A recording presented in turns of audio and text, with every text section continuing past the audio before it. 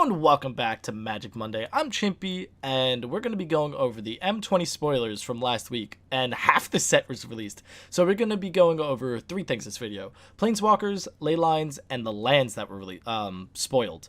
And stay tuned, there will be a legendary creature video as well. Those I'm going to be more in depth in because they set the stones for some amazing commander decks. So let's get this started. The first one we have here is a Johnny, Inspiring Leader. It's a 4 white. The +2 is you gain 2 life. Put 2 1/1 counters onto one target creature.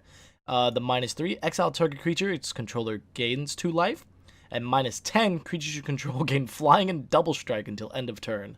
Now, this isn't as OP as the Chandra one, but the +2 itself is insane because imagine having a Johnny Pridemates on the field.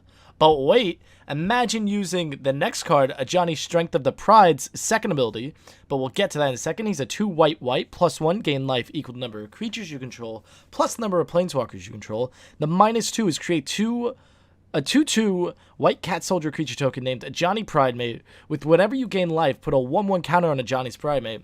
And that's 0 if you have 15 life more than your starting life total. Exile a Johnny and each artifact and creature your opponent controls.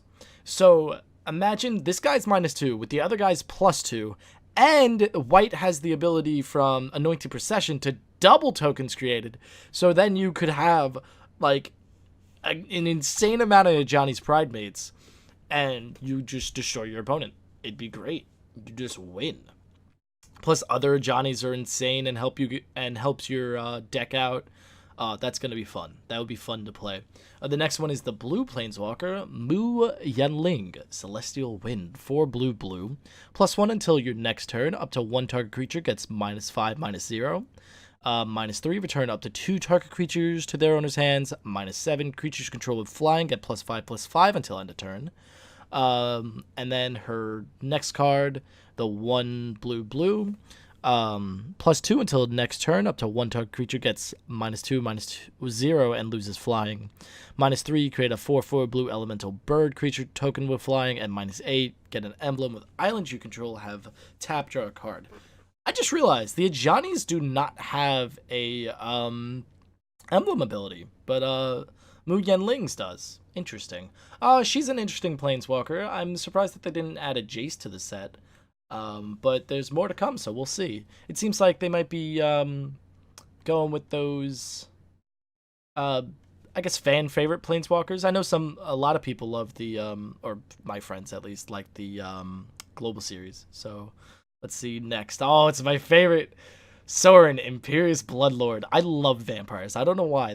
I love vampires, demons, and zombies. For some reason, I just love Magic's version of them. They're so good.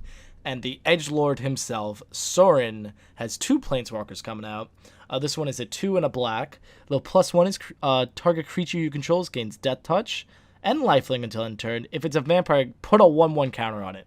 Now that's insane because you get Death Touch, Lifelink, and a 1/1 if it's a vampire. He goes in vampire decks. He is the Vampire Lord. His other +1, sacrifice a vampire. When you do, Sorin deals 3 damage to any target, and you gain 3 life. It's just a lifelink ability over there. Or, like, sacrifice lifelink. I don't know. It's a vampire thing. We gotta love it. The -3, you may put a vampire creature card from your hand onto the battlefield.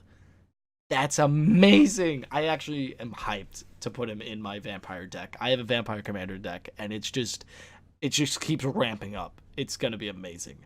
And his second one is 4 black, +1 up to 1 target creature gets +2/+0 until end of turn. -2, Sorin Vampire Lord deals 4 damage to any target. You gain 4 life. -8 until end of turn. Each vampire you control gains tap, gain control of target creature. Oh my god. I could rule the battlefield. I literally just take someone's like big boy and I'm just gonna wreck them. I slap them with their insane I don't know, Aurelia. That'd be crazy. And then the 4th Chandra came out, so I believe it's Chandra's Flame's Fury. It's a 4 red. Excuse me. Her +1 deals 2 damage to any target, -2, 4 damage to target creature, and 2 damage to that creature's controller. -8 deals 10 damage to target player and each creature that player controls. Once again, Chandra's just OP and ramping. Imagine putting all 4 Chandras in one deck. You would win the game. And our green Planeswalker, Vivian, Arcbow Ranger. 1 green, green, green.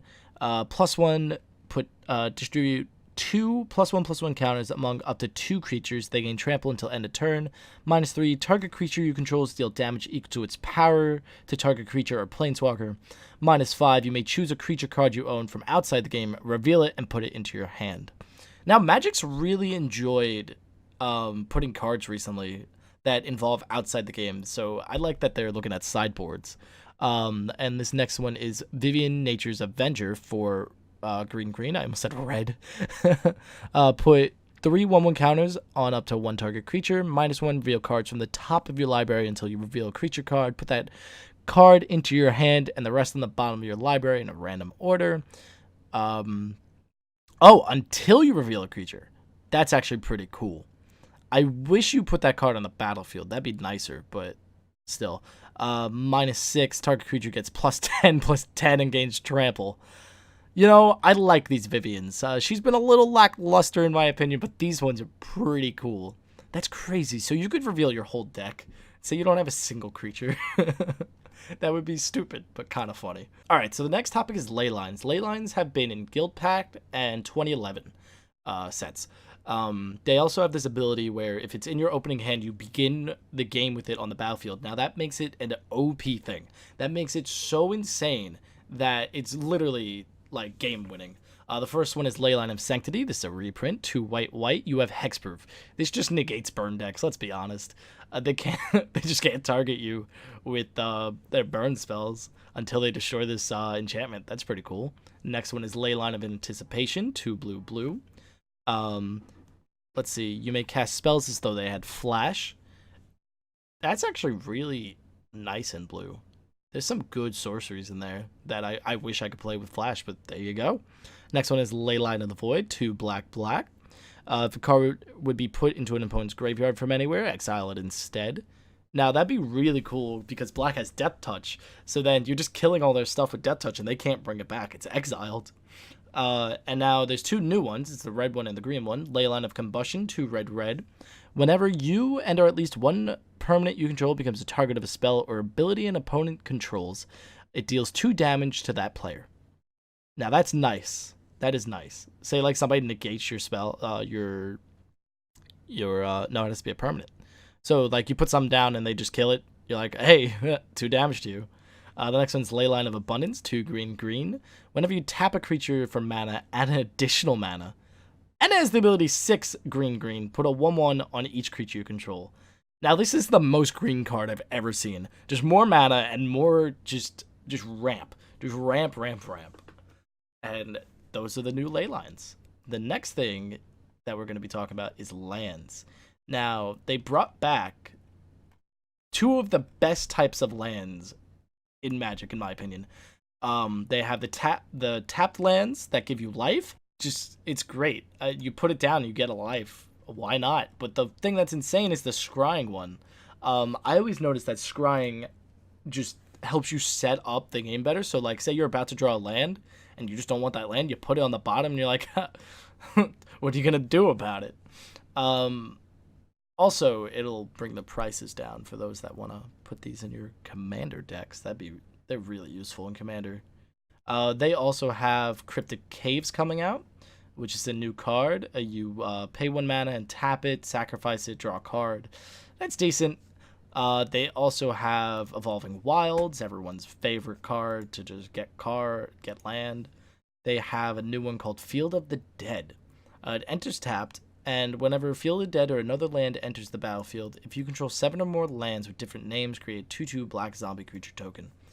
I don't know why they made it, but it's very interesting. And this next one is it's just beautiful. It's one of the best land cards I've seen to this date. So it's called Lotus Field. It has hexproof and it enters tapped. However, you have to sacrifice 2 lands to put it on, but you tap it 3 mana of any one color. That's amazing. And it can't be targeted by abilities because it has hexproof. So it's just, you say you put it down and then someone exiles all your permanents, you keep it on the field. And that is beautiful, and that's a good callback to Black Lotus. I like it. I like that. All right, so that was my Magic Monday for you today. Stay tuned. We're going to be going over legendary creatures later today. There's a good bit that came out, and I'll even point out some normal creatures, like non-legendary creatures that came out. So I hope you enjoyed. If you did, please leave a like. Comment down below if you want to see anything else. And don't forget, have a good day.